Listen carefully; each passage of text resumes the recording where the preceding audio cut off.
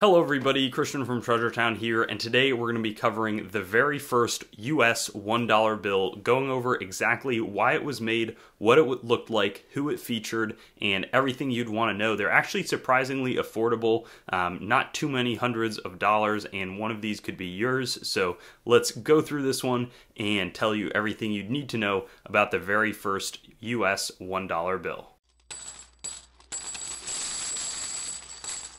So here we go. We see the front of this very first US dollar bill. We see Sam & Chase on the obverse, and I'll get a little bit more into that. First, a little bit of backstory as to why these were even made. So in 1861, this is some of what the other $1 coins or bills, basically $1 US implements, would have been used. And this is the silver dollar, the seated design. And as the Civil War breaks out in 1861, obviously the Union government has less revenues from taxation as the southern states are no longer paying taxes, and a major increase in borrowing as they need to raise funds for the war effort. War is often one of the times of highest spending, and to that point here, we also have a gold dollar, which would be much smaller than the silver one. You can actually see the die clash, but that's not what we're focused on. But it had already had an economic downturn in the Panic of 1857, and then Lincoln's election as president had worsened the bond market, so it was tougher to get credit. You're going to need to pay higher interest, and the result of it was the demand notes in 1861. But these were only in the denominations of $5, $10, and $20. They were the first circulating currency in the United States issued by the federal government, and they were made until early 1862. The $20 notes are by far the most rare of these, and they actually had green ink on the reverses, which I don't know if you've heard the term greenback. It's relatively common today, but they were able to raise about $50 million through this method. Previously, most of the paper currency hadn't had anything on their reverse. But the economic conditions continued to struggle. It was not a quick war. Both sides would be settling in for a longer term conflict, and the demand notes became unredeemable. You weren't able to exchange them for the hard specie and currency, and they had a legal tender proposal that was going to be super controversial, which is the origin of the $1 bill. It was the legal tender approved in 1862. As a side note here, we see this note sold for only $385, so for the first $1 bill, not too bad. They'd also introduce $1, $2 notes here, and they were mainly used to pay the Union soldiers so that they could have wages and a military force to attack the South and reclaim it.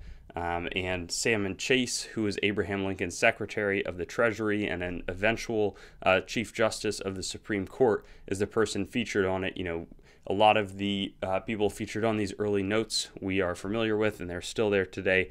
Chase was much more obscured, but he also helped the Union sort of direct a lot of the financing efforts in that Secretary of the Treasury role, because a lot of the reason the wars were won was, whoever had really good financing would be able to just outlast the other.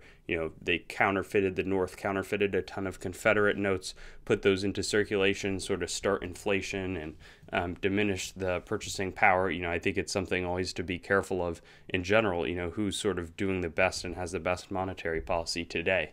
But these were legal tender, meaning that the way they structured it, some people didn't think it was even constitutional, but they said that it was necessary for the war, and that's sort of the loophole that they went through.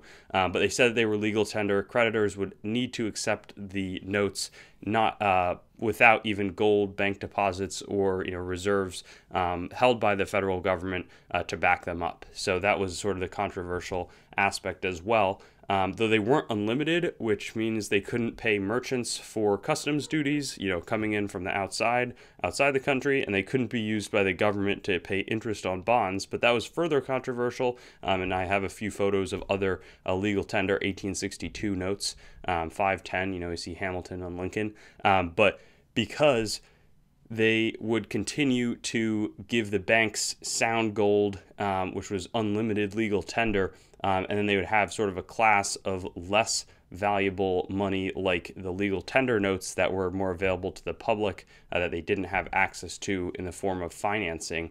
And the Union would only sort of undo this in 1933. You know, they would continue to emit the interest-bearing and compound interest treasury notes. Here we have a compound interest-bearing treasury note in following years with different series. You know, there's much less continuity, a lot of different design surfacing, and by the end of the war, so by 1865, the $1 legal tenders, they were only worth 50% compared to what you could, get gold for. So again, that sort of two-tier system where the banks get better money, and sort of the common person is left in the dust, only able to access this other form of money that's less sound, really not super appealing, and was continuing to be controversial.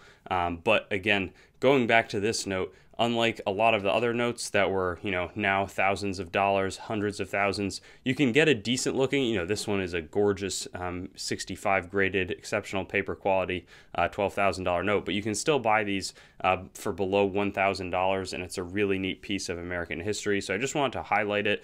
Interesting story that I've found just great. I get to be up here, make videos, and just learn while I do them. So I'm super excited to have been able to share this story with you, but something to think about, the fiat, that was sort of the diversion. It was able to create, the system in America that we have today by winning that war, uniting the country, and, having a good, reasonably good monetary system, though that was sort of a deviation from gold. Obviously, the two-tier system of lending would be removed in 1933, like I mentioned here, because they suspended the gold standard.